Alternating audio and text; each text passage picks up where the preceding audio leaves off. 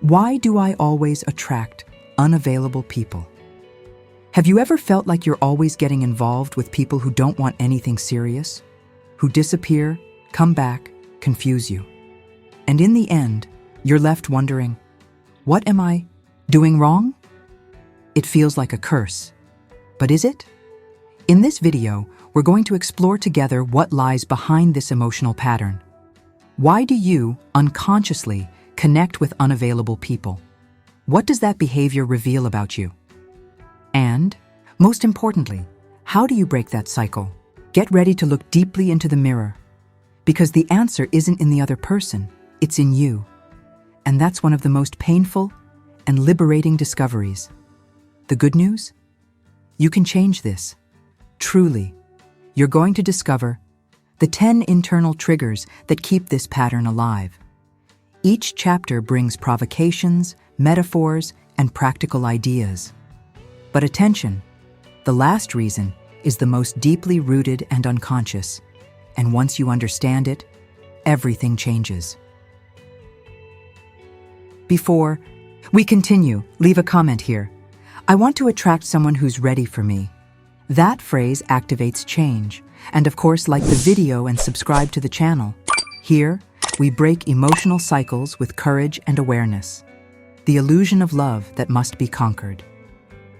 Since childhood, many of us have learned that love is something to be shown, fought for, conquered. That difficult love seems more valuable. The complicated person who doesn't respond, who doesn't give in easily, attracts. Why? Because deep down, we associate love with challenge. If it's too easy, it loses its charm. If it's too available, it feels dull. It's not about the other person. It's about your internal value pattern. Love doesn't need to hurt to be real. This is the first point. You might be confusing intensity with depth. The conquest game is addictive. It creates adrenaline. It seems like passion, but it's anxiety. It seems like chemistry, but it's an old trauma trying to be resolved. If you grew up having to strive to receive love from parents, important figures, then the love that requires effort is the only one you recognize as legitimate. You repeat it without realizing it, and you suffer. It's time to change that narrative. True love is simple, clear, reciprocal. It doesn't require you to lose yourself to deserve to stay. And that brings us to the next point. Fear of intimacy. Disguised as desire. This one might surprise you. Often those who attract unavailable people are also emotionally unavailable, but unconsciously. It seems contradictory, but it makes sense. Choosing someone who isn't available is a way to protect yourself from real intimacy. When someone is always distant, confused, or running away, you never have to fully show yourself. You never truly have to give yourself, because the other is never fully present. This creates a false sense of safety. It's the fear of fully opening up, of being seen, of being deeply rejected. So it's better to choose someone who never gets close enough. That way, you can keep desiring, dreaming, idealizing, but without the real risk of connection. On the outside, it seems romantic. On the inside, it's self-defense. And until you look at that fear of intimacy, you'll keep feeling attracted to those who can't offer you what you say you want. The question is, are you ready to be truly loved? Or do you still need distance to feel safe? The lack that screams. Louder than self-love. Emotionally needy people don't choose. They accept. They accept crumbs, halves, absences, empty promises, because deep down, they believe that's the most they deserve. And it's in that emotional hole that the unavailable, easily enter. Emotional lack creates an inverted radar. You don't seek who's available. You seek who activates your pain. Because there, in discomfort, you feel familiar. The pain is known. And the known is comfortable, even if it hurts.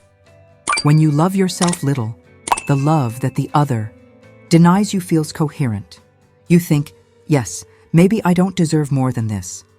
And that becomes the lens through which you see all your relationships. That lack makes you settle for occasional messages, rare meetups, empty excuses, and worst of all, it makes you try to earn love, as if it were currency, a trophy. But real love isn't begged for, it's shared. And to share love, you need to fill yourself first, because only those who are enough for themselves attract those who overflow. The addiction to uncertainty and drama relationships with unavailable people are intense, full of highs and lows, and that hooks you. You get trapped in the emotional roller coaster. One day is the best ever. The next, there's silence. Then, confusion. And you call that passion. In reality, it's cortisol and dopamine dancing in your brain. You become addicted to the cycle. Tension, reward, distance, attention, disdain, crumbs. It's like an emotional game you can't stop playing. That addiction prevents you from recognizing calm love, stable, healthy. You say you want peace, but reject those who offer it, because peace seems boring, because you still associate love with turbulence. You need to reprogram your emotional system. Understand that peace isn't boredom, it's maturity. That stability isn't the absence of love, it's the foundation for it to flourish. And for that, you'll need to look at the next point, which speaks of one of the biggest internal saboteurs, the self-image of someone who needs to be chosen. Deep down, you still believe you need to prove you deserve love, that you need to be chosen, that you need to conquer a place in someone's heart, as if love were a trophy only a few can win. That belief shapes everything. You approach those who don't choose you, to try, finally, to be chosen. And when you're not, you blame yourself. You question yourself. You feel something in you must change to be worthy. This is devastating. Because you give your worth to someone who never had the structure to receive it. You cling to those who don't see you, and you lose yourself trying to please, save, heal the other while abandoning yourself. You don't need to be chosen by anyone. You are already enough. You are already worthy. The love you seek begins when you stop trying to fit in and start embracing who you are. And that brings us to a crucial point. How well do you really know yourself? The lack of self-knowledge that makes you repeat patterns. The truth is hard. You can't escape the cycle because you haven't fully seen yourself yet. You're living on emotional autopilot, attracting, reacting, giving yourself, all based on old traumas you haven't identified. The problem was never just the other person. It's your internal compass, misaligned by past experiences, that always leads you to the same type of person. Without self-knowledge, you act by repetition, not conscious choice. And you repeat the pattern as if it were fate, when really, it's just unresolved emotional programming. Maybe you're unconsciously recreating the emotional dynamic of your childhood. Maybe you learned that love is absence, that affection is inconsistent, that closeness hurts. And now, every time you meet someone available, your system screams, danger. Because healthy feels strange. Real affection scares you. It's like something inside you says, that's not love. Love is unstable. Love makes me chase. And so, you reject what could heal you and cling to what only repeats you. Self-knowledge is when you start identifying those mechanisms. It's when you stop saying, my relationships don't work, and start asking, why did I choose this person? When you truly know yourself, you begin to spot the signs from the beginning. You don't idealize. You don't romanticize. You don't fall into an abyss hoping this time will be different. You see the pattern, and for the first time, you can choose differently. But that takes courage. It takes stopping the blame of yourself or the other and taking responsibility. Understanding that no one is going to save you, that change starts in you, and that as long as you don't change on the inside, you'll keep attracting different versions of the same kind of pain. You need to stop being a hostage to your own story. Because as long as it controls you, you'll keep believing that attracting unavailable people is bad luck. When really, it's just the reflection of the part of you that is still unavailable to yourself. The idealization that makes you love the fantasy, not the person. You don't fall in love with the person. You fall in love with what they could be, with what you believe they might become, with the potential, with what you project. And that idealization is a slow poison. You fool yourself into thinking you love someone when in reality you love the version you created in your head. And meanwhile, you ignore all the signs that this person will never, or never wants to, give you what you need. This is one of the biggest mistakes of those who attract unavailable people, not accepting reality as it is. You rationalize everything. You justify the neglect, explain away the silence, romanticize the confusion, and you feed an inner story in which everything will change, in which the other person will wake up and see how amazing you are, will change for you, will mature out of love, but they won't. You love hope more than reality. And that hope traps you. It makes you wait, insist, wear yourself out. You endure the pain with the faith that one day you'll be rewarded, as if you were in an invisible line, waiting your turn to be loved. But the truth is, that line doesn't exist. And the more you idealize, the more frustrated you become. Loving someone available requires you to come down from the stage of fantasy and face the ground of reality. It means accepting that the other person doesn't have to change to love you. It means choosing someone who is ready now, not someone who might be someday. True love is born in the real, in the concrete, in the present. Present. If you keep loving fantasies, you'll never live real relationships. You'll always fall for well-disguised absences, and you'll hurt yourself with expectations that no one ever promised to fulfill.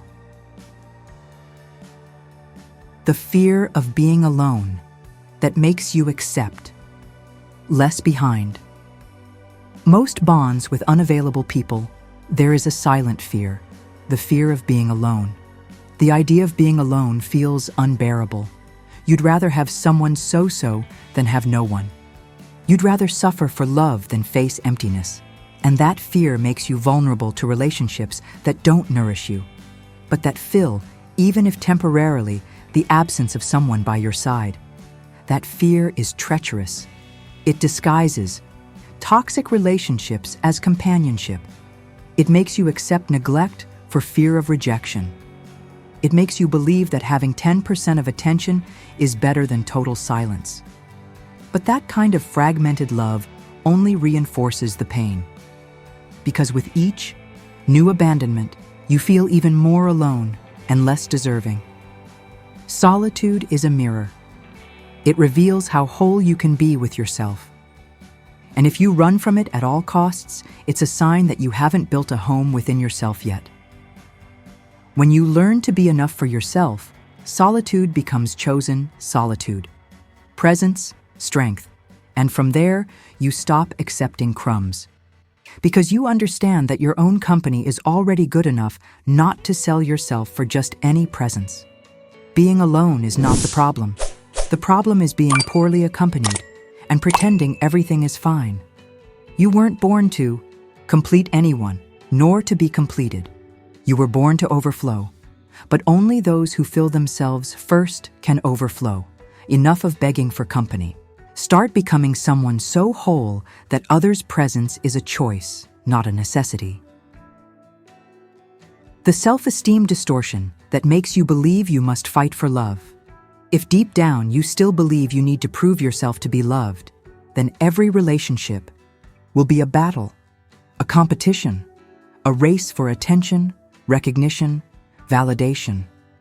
And in that scenario, unavailable people are the perfect trap. They don't choose you up front, so you see it as an opportunity to prove your worth. That distortion is dangerous because you turn every absence into a personal challenge. You think, if I try harder, they'll stay. If I'm better, more loving, more understanding, maybe this time it'll work. And so you empty yourself trying to be what the other wants while moving away from who you are. Love shouldn't be a test of endurance. It's not about withstanding everything to deserve attention. Love is lightness, reciprocity. It's knowing that you are loved for who you are, not for how much you do. When you understand this, you stop trying to fit into someone else's mold. You begin to fit into yourself, and from there, you change the filter. You begin to see who is truly ready to love you in a mature way. Not someone who tests you, not someone who disappears, but someone who chooses you without games, without doubts, without pain. Self-esteem is not thinking you're better than others. It's treating yourself as someone who deserves the best.